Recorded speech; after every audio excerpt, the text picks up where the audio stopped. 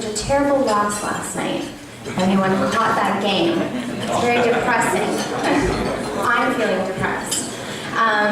But I'm not depressed because Ian's here. So my name is Rhiannon Trail, and I am the President and CEO of the Economic Club of Canada. It's a wonderful pleasure to have you all here today. Just want to tell you a little bit about what we've been up to at the Economic Club before we get started. I know that some of you remember when we started this organization about 10 years ago. We were known as the Economic Club of Toronto, and we were doing about 1 or 2 events in the city per month. Now we are known as this country's national podium of record.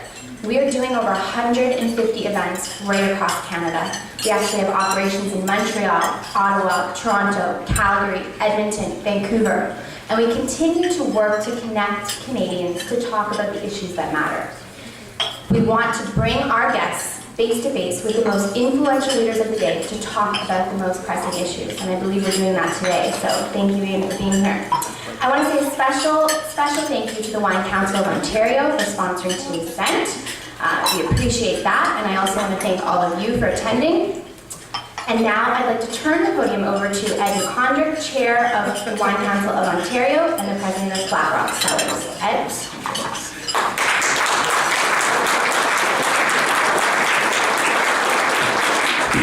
Thanks, Rhiannon. It's great to be here to talk. I do think about a very timely topic in our province. We're hearing a lot about it in the news over obviously the last several months. And I know I've spoken to many of you in the room and on the topic of beverage alcohol distribution, and sort of always asked, so do you see a change in the future on how we distribute beverage alcohol? And the answer is unanimously yes. We are going to see change at some point in the future. What I'm really proud about is that the Wine Council of Ontario has taken a leading role in determining what that future is going to look like. And so we know change is coming, but what is it going to look like? I think before we determine what it's going to look like, we have to figure out what's going to guide us and what has guided the Wine Council and our principles as we go forward. Our focus, first and foremost, is what is best for the citizens of Ontario, the people of Ontario. And when we think about what alcohol does for the province of Ontario, we think about it in, I would say, 3 different ways. We think about it from a government revenue perspective. How do we pay for more schools, hospitals? We look at it from a choice perspective. How can we service the customer more effectively, the citizens of Ontario more effectively? And finally, and certainly not the least, is economic development for the businesses that are participating in this industry, the jobs that we create. And I think when you look at those 3 factors, those really are the 3 factors that are guiding government policy. And those are the measurement factors that we believe we should be looking at when trying to determine the future of beverage alcohol distribution. So, we know change is going to happen. Let's make sure we shape it in a way that is best for the people of Ontario. And I believe today's speaker, Ian, is going to give us some insights on how we can do this most effectively. What can we learn from British Columbia and the success that they're having? What are the best practices that are out there? What is and what are the opportunities that exist for Ontario? So it is my pleasure to introduce today's speaker. Ian Baillie is the Executive Director of the Alliance of Beverage Licenses representing British Columbia's multi-billion-dollar liquor industry, including pubs and liquor retail stores. He's an accomplished leader in communications and government affairs. Mr. Baillie has held senior positions in both private and public sectors and has acted as senior strategist to numerous public officials, most recently with Gregor Robertson, the Mayor of Vancouver. As Executive Director of the Alliance of Beverage Licenses, Mr. Baillie is focused on expanding market opportunities and an understanding of the private liquor industry in British Columbia. Since British Columbia decided to embark on its dual path for liquor retailing in 2002, the private sector has made steady gains and now sells nearly 60% of all the liquor consumed in the province of British Columbia. Originally formed in 1975 as the Neighborhood Pub Owners Association, the Alliance, and you haven't been there since then. The Alliance of Beverage Licenses is the voice for all liquor, primary and licensed retail stores in BC. As the industry advocate for issues affecting pubs, bars, and independent liquor stores Throughout the province, the Alliance communicates and consults with government, monitors industry trends, and reports on industry issues. I think Ian is going to add some wonderful insights to our debate here in Ontario, so please join me in welcoming Ian Baillie.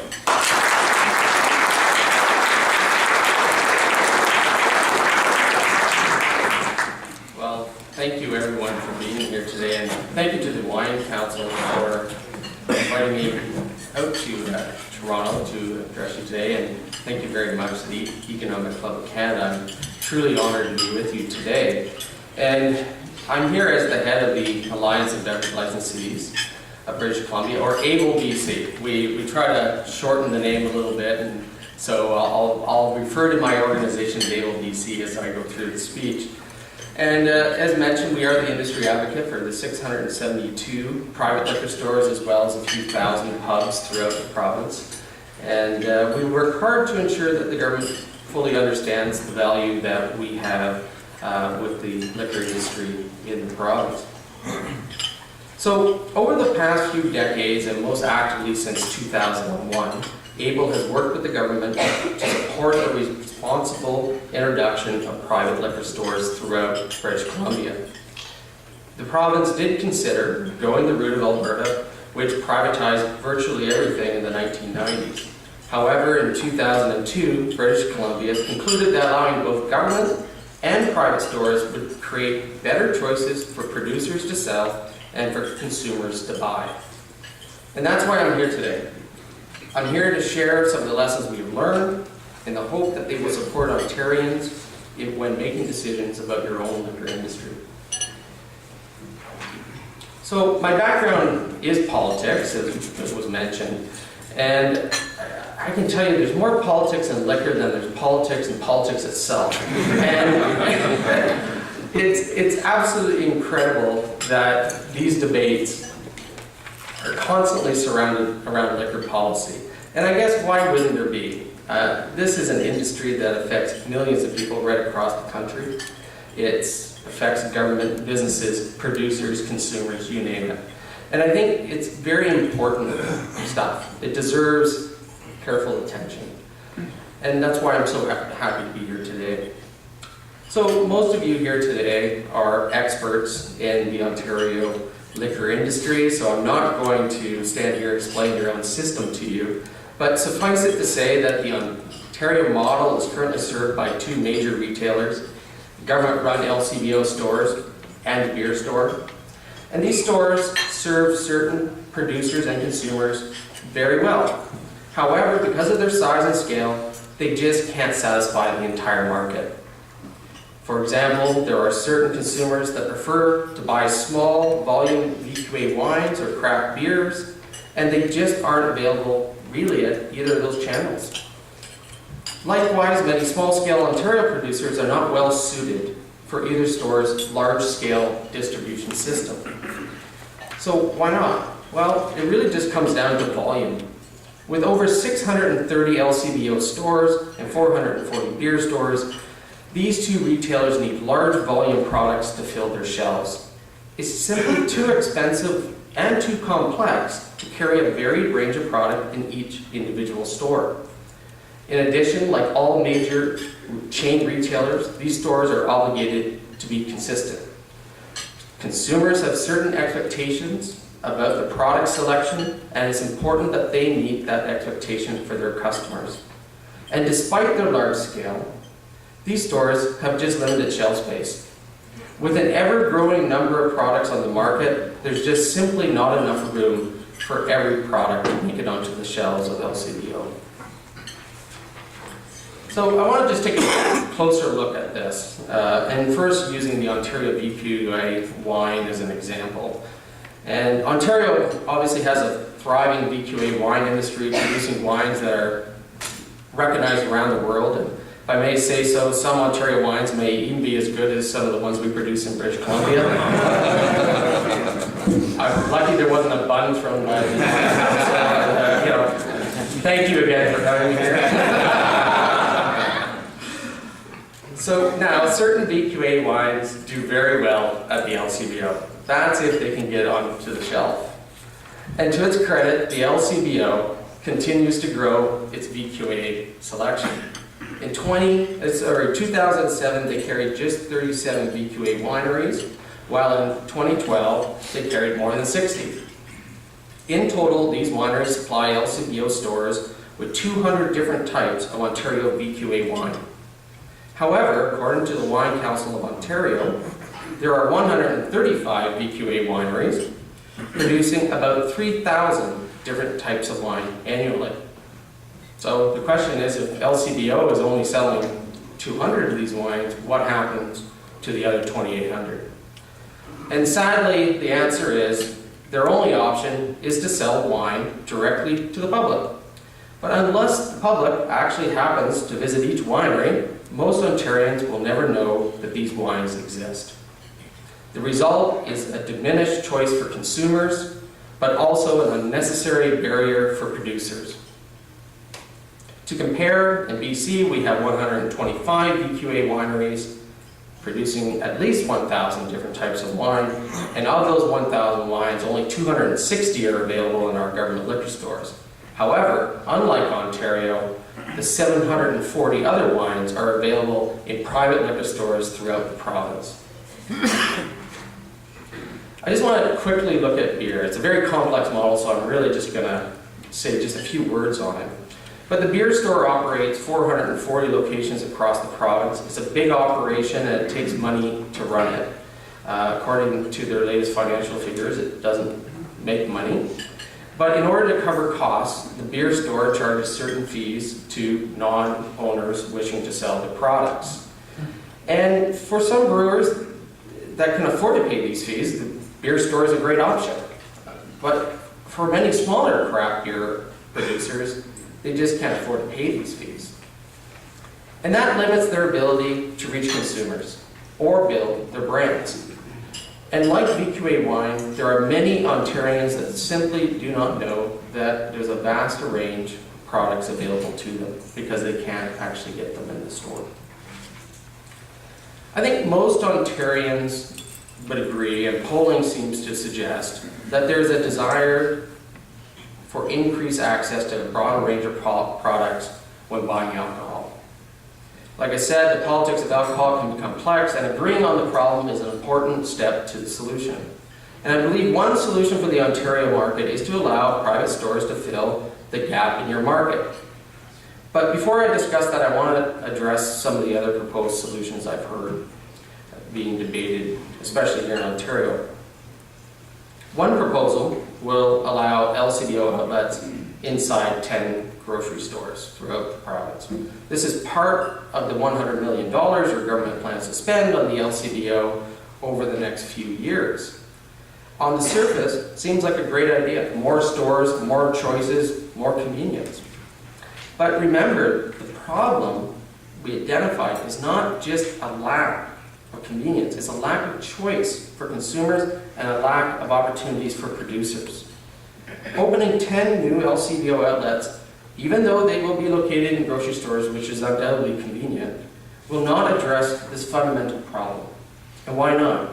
Well, as I previously mentioned, your existing LCBO stores aren't able to stock a broad range of products due to size and volume restrictions. So how will opening 10 smaller stores do anything to change that? And the clear answer is it won't. Another proposed solution is one that will allow liquor sales in convenience stores. And I have a number of concerns with that model, and I'll list them. First, this will not create new options for underserved producers or for consumers wanting to try something new. Why would any convenience store take a risk by offering new products that are unproven? It's better to serve that low-cost product that you know will already sell. And all you will see in convenience stores are those same mass market products that the LCBO and the beer store already market, and market quite well. Secondly, according to the Ontario Convenience Store Association, there are more than 10,000 stores in your province. Well, would you license all 10,000 convenience stores to sell alcohol? You currently have about 1,000 locations between the beer store and LCBO. Do you really want to see 10,000 new stores selling alcohol in Ontario? I would suggest that's a really bad public policy if that was to come to fruition. Third, how much would that cost to ensure that convenience stores live up to provincial standards? After all, these are not age-controlled environments like LCBO or the beer store. Government would need to hire presumably hundreds, if not thousands, of inspectors just to ensure a minimal level of compliance with convenience stores. And beyond the high cost is something more fundamental. Why should Ontario taxpayers shoulder the cost for something that will do nothing to create new market opportunities for producers or greater choice for consumers? And fourth, they say they want to start with beer and wine. But I question how long it would be before they wanted to sell whiskey, gin, vodka in the corner store. And again, it's not the right public approach in a non-age-controlled environment. I would suggest not. So allowing convenience stores to sell alcohol would not bring new consumer choices to the market, nor would it create new options for what we know as underserved producers, and it would be extremely expensive. So I want to just talk about BC. In BC, we decided not to choose between public or private stores. We chose the best of both worlds, and we created many new opportunities along the way. First of all, we kept the government-run BC liquor stores, which serves, again, a certain market extremely well. We did, however, remove their monopoly on selling alcohol. Secondly, we issued new licenses that allowed private stores to sell a full range of alcohol products. This created new options for producers and consumers who were not well served by that government monopoly, and these private stores became more flexible because they operated at a smaller scale than government stores. As a result, they offer new products not previously available in our government liquor stores. And besides the new choices for consumers, they also support producers by creating new opportunities to sell their products. Think about all those flavored vodkas and spirits that go into your favorite martini, and I've had a few martinis in my life. And you probably won't find them in the government stores in British Columbia, but you will find them in private liquor stores. And if you don't, I guarantee you that owner of that private liquor store will be happy to order it for you. And private competition has prompted government stores to up their game. They now stock more VQA wines and have also improved the look and feel of their stores. And they're about to do even more. So, I mean, the private channel in BC, we're definitely going to have even more competition with the government stores, which I think is healthy. And also, by letting the private stores test new products, government stores can choose what products are successful, which ones are the successful ones with no risk. And from a retailing perspective, that's a pretty great deal. So how does this public-private model really work? Well, the BC Liquor Distribution Branch, which also runs the government liquor stores, still controls the importation and distribution of alcohol right across the province. It sells all alcohol to bars, pubs, restaurants, and private liquor stores in British Columbia. And so there is only one buyer of alcohol, and that is the government of British Columbia. However, private stores don't pay the same price that you or I would pay if we shopped for ourselves. Thanks to ABLE's partnership with government, we've negotiated a wholesale price that is 16% lower than the price individual consumers would pay in government stores. This wholesale model is certainly not without its challenges, but it's an important part of what makes private liquor stores in BC a viable option. That 16% represents a portion of the profit for private stores which otherwise operate on very tight retailing margins. Some private retailers choose to pass on extra costs to customers by charging higher prices. However, many charge the same on government store products in their store. So it really just comes down to choice, and some consumers only care about price, while others are more concerned about convenience and selection. So consumers in BC can choose what outlet to shop at, government or private. And I would dare say that most British Columbians would shop at both. In addition, private stores are also successful for a few other reasons. They offer a larger range of products, many of which are premium products produced at lower volumes, which I should say is the fastest growing part of the market. They also offer convenience of chilled products. Generally, in government liquor stores in BC, there is not chilled products. And they keep longer opening hours. Most are open to 11 p.m., 7 days a week, and many are going to a 365-day-a-year model. Yeah, it's good to get a bottle of wine at 10 o'clock. And finally, better customer service and product expertise, I think, has been something that the private sector has done well. So I just want to take a look at the financial success of this model, and it's been reported a little bit in the media this morning. First, government revenues are up year over year. In 2012, the liquor distribution branch transferred $911 million to the government of British Columbia, and that number comes from its own retail operations and includes the sales of liquor to private stores. It does not include liquor or sales taxes. So in 2011, the branch transferred $890 million. In 2010, it transferred $877 million. So the path is definitely upwards. And of the branch's $911 million in 2012 transfers, 56% came from private liquor sales.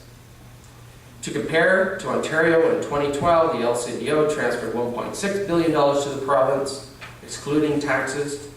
It's a good number, but in BC, with less than 1/30 population, we contributed more than half that amount. If the Ontario liquor industry mirrored our BC model, instead of $1.6 billion going to the government, that number should be closer to $2.7 billion. Second, public and private stores are equal partners in promoting age compliance, recycling, and other important social benefit programs for British Columbia. And under the BC model, all liquor stores remain age-controlled environments. And I want to just stress that because I think that is a key element to a responsible public-private model, is to have age-controlled environments where you can ensure compliance. Nobody younger than 19 is permitted to enter any liquor store, and ABLE has specific programs that support our members in meeting that requirement. To enforce this rule, in addition to requiring mandatory training for liquor store employees, the province also conducts compliance checks at both government-run and private stores. And the private sector and government work hand in hand to drive a very high level of compliance. So BC has rules that govern the number and locations of liquor stores as well. There is a minimum 1 kilometer distance required when building or opening a new private store in the province. And we recently placed a moratorium on new store construction, agreeing with the government of British Columbia that we are well served by the current mix of 1,400 store locations throughout the province. By limiting the number and location of stores, we avoid having certain neighborhoods flooded by liquor stores, which I think is an important key element of this. Compliance efforts are also supported by having a smaller number of stores rather than trying to have 10,000 stores reach a compliance level that would be acceptable to the province. And I know some people are skeptical private liquor stores would actually be as diligent as government stores on this front. Well, let's consider the current situation in your own province.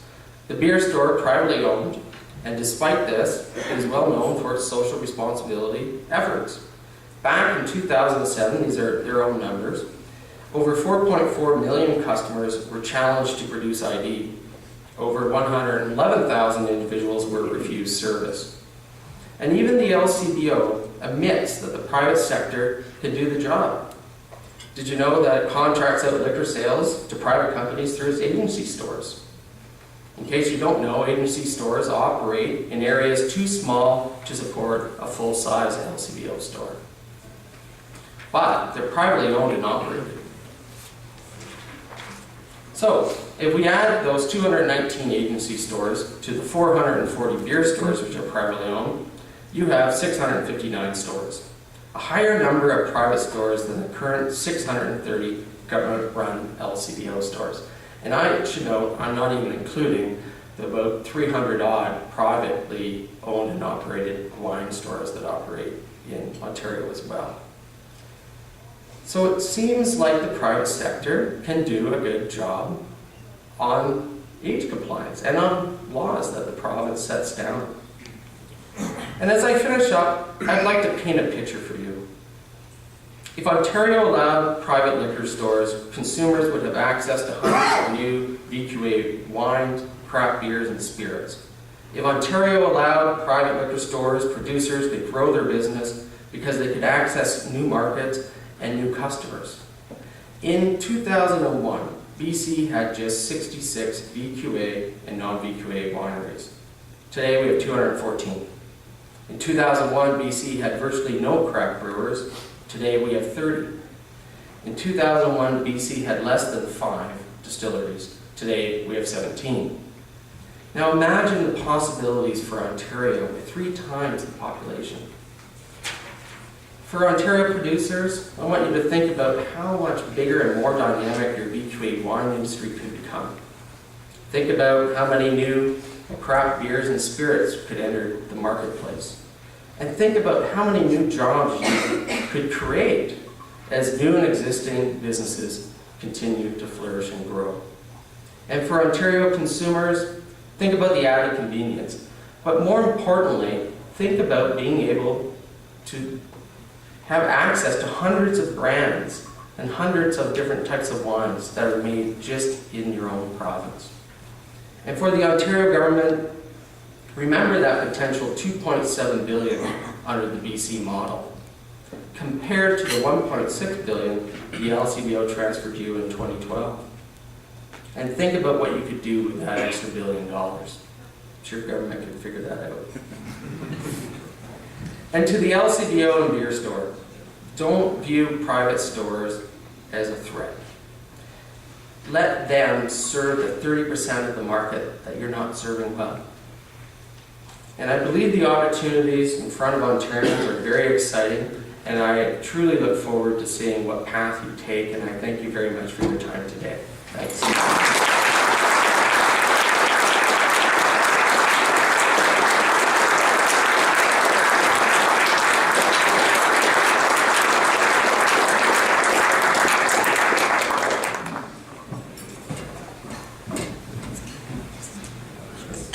Thank you so much for taking time out of your very busy schedule to come and address us here today. And you answered my one and only question, which was, how late will the private stores be open on Sundays? Because, you know, when you get this idea of wanting a bottle of wine and it's 5 o'clock, you're kind of disappointed here in Ontario.